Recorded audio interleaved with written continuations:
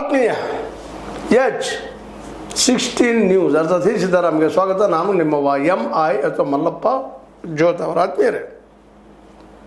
ನಮ್ಮ ವಿರೋಧ ಪಕ್ಷದ ನಾಯಕರು ಅಂದರೆ BJP ನಾಯಕರು ಕರ್ನಾಟಕದ್ದು 6 ಅವರು ಒಂದು ಮಾತು ಮಾತಾಡ್ತಿದ್ದಾರೆ. ಇನ್ನೂ 1.5 ವರ್ಷದ ಚುನಾವಣೆ ಬರಲಿದೆ. ಅದಕ್ಕೆ ಮುನ್ನವೇ ದಂಗೆ ಆರಂಭವಾಗಿದ್ದು ಮುಂದೆ ಇದು ಜ್ವಾಲಾಮುಖಿ ಆಗಲಿದೆ. ಮುಂದೆ ಎಷ್ಟು ಸಚಿವರು ಈ ರೀತಿ ಧಮಕಿ ಹಾಕುತ್ತಾರೋ ಎಂದು ತಿಳಿದಿಲ್ಲ.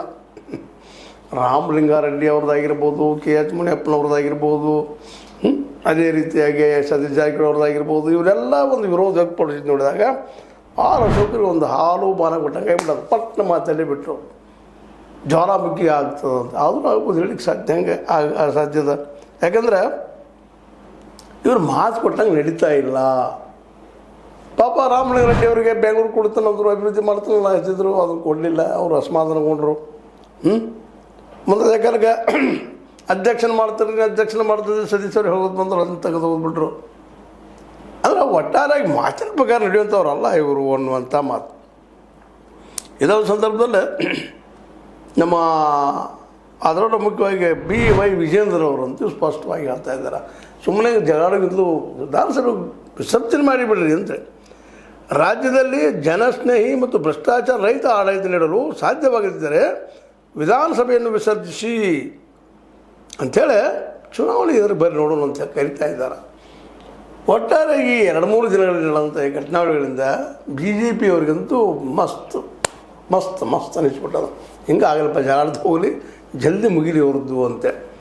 ಅದೇ ಕಾಲಕ್ಕೆ SK ಪಾಟೀಲ್ ಹೇಳಿಕೆಯನ್ನು, ಮತ್ತೊಬ್ಬರು ಹೇಳಿಕೆಯನ್ನು ಎಲ್ಲ ತೊಗೊಂಡು ಮಾತಾಡ್ತಾ ಇದ್ದಾರೆ. ಸಹಜದ ಮಾತಾಡೋದು ಈಗೆಲ್ಲ ನೆಲೆಗಟ್ಟಿನಲ್ಲೇ ಇವತ್ತು ವಿರೋಧ ಪಕ್ಷಕ್ಕೆ ಒಂದು ದೊಡ್ಡ ಅನುಕೂಲಗಳನ್ನು ಮಾಡಿಕೊಟ್ರು ಅವರು ಮಾತಾಡೋದಕ್ಕಾಗಿ. ಅದಕ್ಕೆ ಇದಕ್ಕೆ ಯಾರು ತಪ್ಪು ಯಾರು ಒಪ್ಪು ಅನ್ನೋಕ್ಕಿಂತಲೂ ಈ ಸಮಸ್ಯೆನ ಯಾವ ರೀತಿಯಾಗಿ ಇವರು ಸಾಲ್ವ್ ಮಾಡ್ಕೋಬೋದು ಅನ್ನೋದು ಸಹಿತ ಅಷ್ಟೇ ಕುತೂಹಲಕಾರಿ ಅದ. ಆದರೆ ನಿಮಗೆ ಮೊದಲು ಹೇಳ್ತಾ ಇರ್ತೀನಿ ನಾನು, BJPಗರು ವಿರೋಧ ಮಾಡಿದ್ರೆ ಅವರು ಎತ್ತಿದ ಕೈ, ಆಡಳಿತದಲ್ಲಿ ಎಷ್ಟು ಮಟ್ಟಿಗೆ ಎತ್ತಿದ ಕೈ ಅನ್ನೋದಕ್ಕೆ ನಾವೇನು ಉತ್ತರ ಹೇಳಲಿಕ್ಕೆ ಸಾಧ್ಯ ಇಲ್ಲ. ಯಾಕಂದರೆ ಈಗ 12 ವರ್ಷಗಳಿಂದ ಮಾಡ್ತಾ ಒಂದು ಆಡಳಿತ ಮಾಡ್ತಾ ಬಂತ ನಮ್ಮ ಮೋದಿಯವರಂತೂ ಇಡೀ ದೇಶದ ಅರ್ಥವ್ಯವಸ್ಥೆಯನ್ನು, ರಾಜಕೀಯ ವ್ಯವಸ್ಥೆಯನ್ನು ಅಲ್ಲೋಲ ಕಲ್ಲೋಲ ಮಾಡಿಬಿಟ್ಟಿದ್ದಾರೆ ಅಂದರೂ ಅಡ್ಡಿ ಇಲ್ಲ.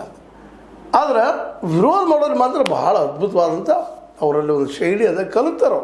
ಸ್ವತಂತ್ರ ಕೈಯಿಂದ ವಿರೋಧ ಮಾಡ್ತಾ ಬಂದಿದ್ದಾರೆ. ವಿರೋಧ ಯಾವ ರೀತಿ ಮಾಡಬೇಕು, ಸಣ್ಣ ವಿಷಯ ಸಹಿತ ಯಾವ ರೀತಿ ದೊಡ್ಡದು ಮಾಡಬೇಕು ಅಂತ. ಈಗ ನೋಡ್ರಿ, ಪಕ್ಷದ ಆಂತರಿಕ ವಿಷಯ ಅಲ್ಲೇ ಒಂದಿಷ್ಟು ಬಗೆಹರಿಸಿ